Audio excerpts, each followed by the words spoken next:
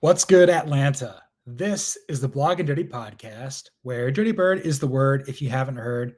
I'm your host, John Buhler, lead writer for FanSided. Coming to you guys semi-live after the Atlanta Falcons' latest disaster. Again, this is an Atlanta Falcons podcast for the FanSided site, Blog and Dirty. Need a little time to reflect and ponder just the latest huge embarrassment this team put us through. Also, the fact that the Jet Press, we lost to, the Falcons lost, I don't even care what the final score was. What was it, 24? Not 24. Was it 27-24? Yeah, there we go. Didn't even bother updating this, but the Jet Press, they're celebrating their third victory of the season. 2-5 at home. Atlanta Falcons fall 4-8, 2-5 away from the Bens. Really running out of words here to describe what this team is putting us through. I'm going to try to be a little more coherent here, try to gather my thoughts, get you out of here. And, on a Sunday night, heading into Monday, final month of the year, December's coming up here. Christmas is not that far away. We just had Thanksgiving. But while you're at it, be sure to hit that like button, smash that subscribe button, give us a like on Apple, Spotify, YouTube, anywhere there's podcasts. Give us a 5-star review because you like me, because I'm bringing you the best I can about the Falcons while they don't bring the best that they can here. So as it is with any show here on Blog and Dirty, what I'm going to do is 3 yards in a cloud of punt. I'm going to do Marty ball, run, pass, punt, runs, two things that I feel strongly about in the positive. Pass is one thing I feel strongly about in the negative, and punt is something that I feel very uncertain about. We're going to kick it down and defer and try to figure it out later. So let's get started here with our first run of the day. We got a Falcons need to play more under center moving forward. This was something that I really would have talked about had we have won in a very excited, glowing fashion here.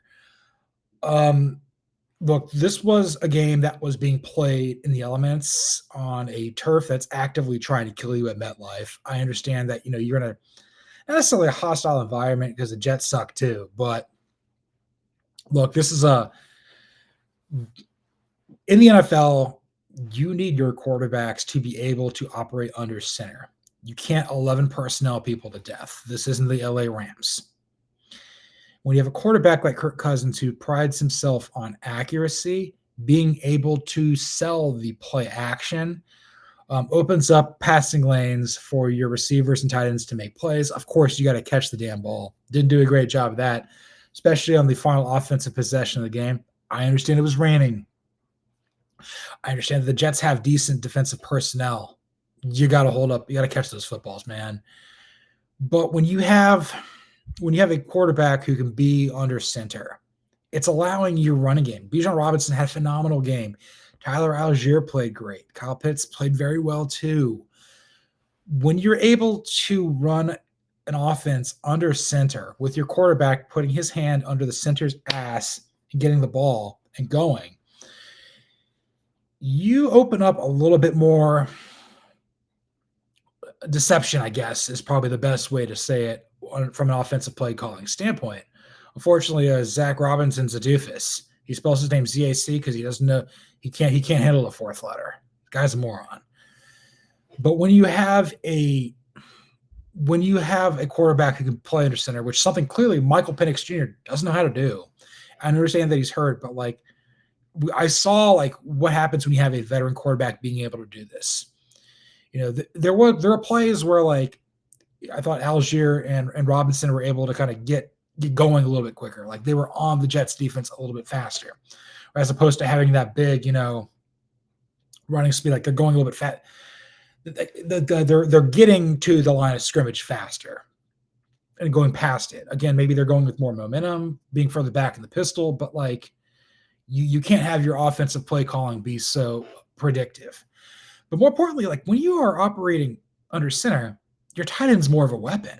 And Pitts there's no reason that we can't have games like this out of Kyle Pitts going forward. His best year in Atlanta was his rookie year because you had a competent veteran quarterback in Matt Ryan who was not afraid to play under center. It's a novel concept, I know. Don't really know what's going to happen for the team going forward. I know that Cousins is going to start the final 5 games of the season. Again, the team's 4-8. You got to win what? You got to basically win your final 5 games to be better than you were a year ago. You're not making the playoffs. This is over. You know, we got another Kenny Albert, Jonathan Vilma game on. Get ready for more of those. Just more of the C and D and F list teams that are Fox calling these games and CBS. It's frustrating, but I will say there were positives offensively, and particularly when you're playing in a bad weather game. Again, it was raining the whole time there in East Rutherford. I understand that, maybe Penix would have been more out of the shotgun here. And I kind of wonder, how much more lopsided the game would have been, how much more inaccurate would it have been. The other thing that was kind of funny, though, with the telecast was they kept saying that Cousins had threw a pick the entire time, and he never did. Like, we want you to – they were just banking that he was going to throw a pick in the rain. He didn't do it. But, I don't know. It's just – this team's unbelievable here. And, being able to play under center opens up the playbook a lot more than probably what I anticipated. I'm always a big fan. Again, my favorite thing about football is the running game. It's what I like the most. Quarterback plays great. But like, if you can't run the ball with conviction, you can't play good complementary defense, you're not going to win games. College, pro, high school, it's important. But yeah, I'm looking forward to seeing the team, play more under center the rest of the way, and we'll see what happens. Maybe Penix does it next year. I don't know. Whoever plays quarterback for next year, it doesn't matter. So that's what I got there for our first run. Our second run, I'm going to be a little more complimentary here of the New York Jets, and I'm going to say having a mobile quarterback is a good thing. It was Tyrod Taylor playing quarterback for the Jets today as opposed to Justin Fields. And look, both of those guys can run. That's part of their repertoire. Tyrod Taylor's a little bit more composed, whereas I think Fields is a bit more frenetic. I think if Fields would have been the starting quarterback, the Jets may not have won that game. Taylor had a little bit more composure. He was able to throw the ball to the tight ends, particularly, Mason Taylor, the rookie out of LSU, son of Jason Taylor. Always got to bring that up because that's just how it goes. But the Falcons pass rush had a hard time today. I think, knowing that the turf there at MetLife is going to kill you. The fact that nobody on the Falcons had ripped any sinew was really, really good. More importantly, because you don't lose them for all of next year. But really the big thing here is Taylor, he's been playing in the league for a long time. Whether that's with the Ravens, whether that was with the Bills, Jets, Chargers, Browns, wherever the hell he's been out of Virginia Tech, he can still move. I mean, he's about my age. He's in the mid to late 30s. He's doing his thing. And it made things challenging. There were plays where I think Leonard Floyd got to him at one point. I think James Pierce Jr. got to him. I think Taylor was only sacked twice on the day. The Falcons had the 2 sacks were, like I said, Pierce and Floyd came up with it. But, if you would have been a statue, the Falcons would have probably been able to win the game a little bit more easily. There's a few plays out there where I think Taylor provided just enough wiggle where the Jets were able to, extend plays as well. I mean, he played okay through the air. I think he was 19 of 33 for 172 yards passing, but he had, 8 carries for 44 yards and a touchdown. And again, I think he didn't play as well as Cousins, I guess, but the fact that he could move a little bit when this game kind of dictated it because the weather was so bad, it ultimately proved to be the difference for the Jets. That was something that I think the Falcons couldn't really counter. And in a way, it really kind of broke my heart because the Falcons have been so good at getting after the passer. But this felt like a Falcons game of old where they've got all the time in the world, and then the quarterback, it's 3rd and forever, 3rd and 17, and he pulls off an 18-yard run and extends the drive. Just maddening here. But look, I'm not going to expect Cousins to run. There are a few times today where I'm like, okay, maybe he could have run a little bit. Maybe he could have gone, 3rd and 3 as opposed to trying to throw a deep pass that was in the rain that was going to be caught. And I don't know if Penix really wants to do that, particularly after he's got another knee surgery. But when you have a quarterback that can move a little bit, that helps you out.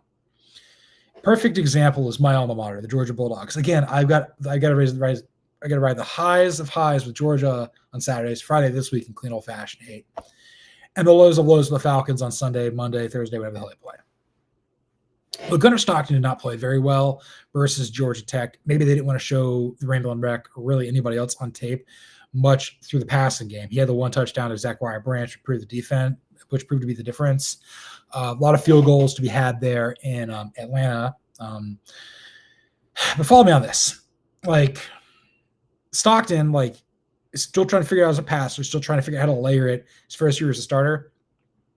The fact that he's able to, like, move the ball and run a little bit when the play breaks down, that's a huge advantage to your offense. You know, it keeps the clock going. It keeps, keeps you having possession. 3rd and 7, you can convert that as opposed to having to be a pass.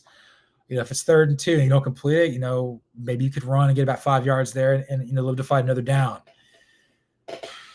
You got to have the Falcons offense. And again, I think this comes down to the biggest thing we got to talk about here, the coaching staff, is when you have an offense that can do multiple things within the context of whatever it is, like, you can try to think what the word is. More importantly, here is when a play breaks down and you can go and you can extend it. When it's not, when your first, second, third aren't open, you can just run for it. But that's how you win a play that you should have lost on offense. The defense doesn't always get the win. And I felt that with the Falcons, though, it was kind of so one way or another. There wasn't any subtlety to it.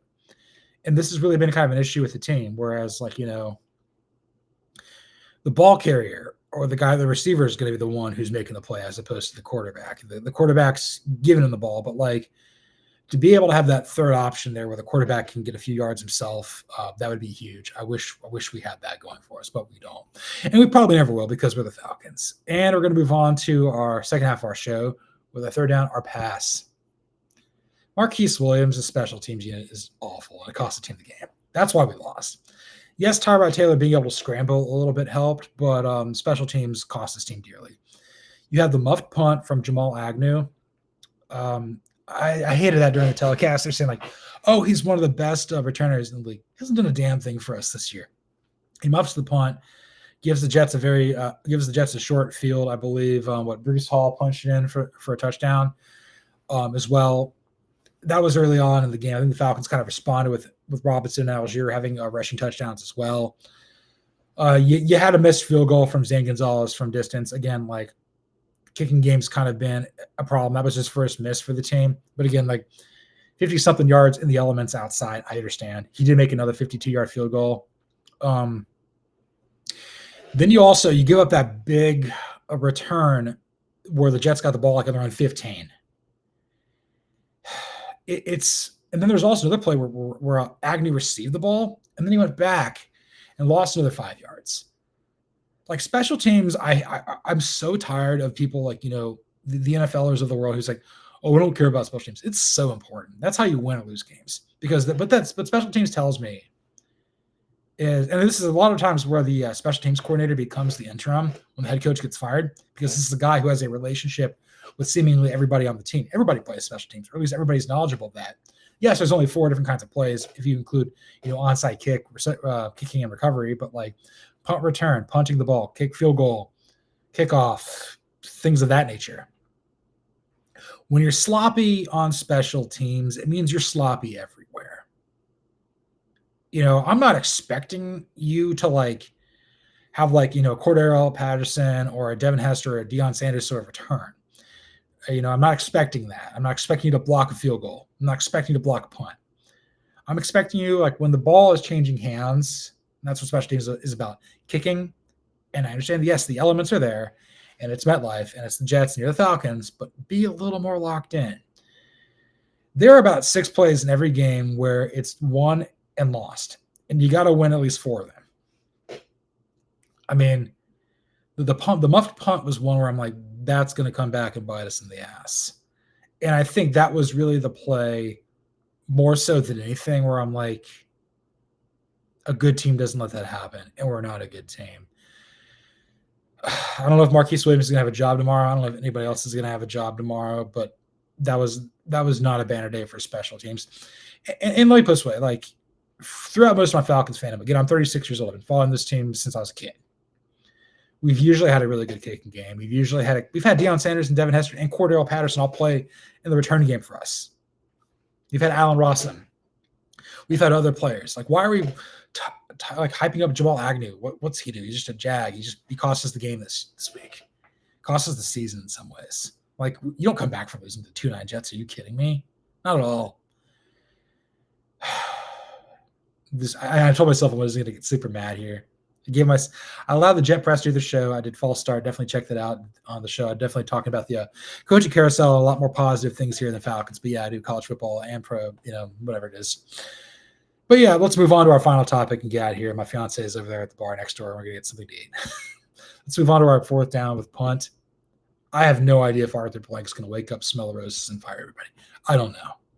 It's never going to change with him as the owner. Just the consequences of octogenarians, man. We see what Mike Brown's done to the Bengals. We see what Jerry Jones is doing to the Cowboys, Al Davis to the Raiders. We've crossed the Al Davis Rubicon here. There's no returning. And I don't know if it's going to change when Josh Blank gets the team when he's 30 or when Arthur Blank passes at some point. I don't care that Raheem Morris is a likable guy. Why is it so goddamn hard to hire a head coach who's worth a damn?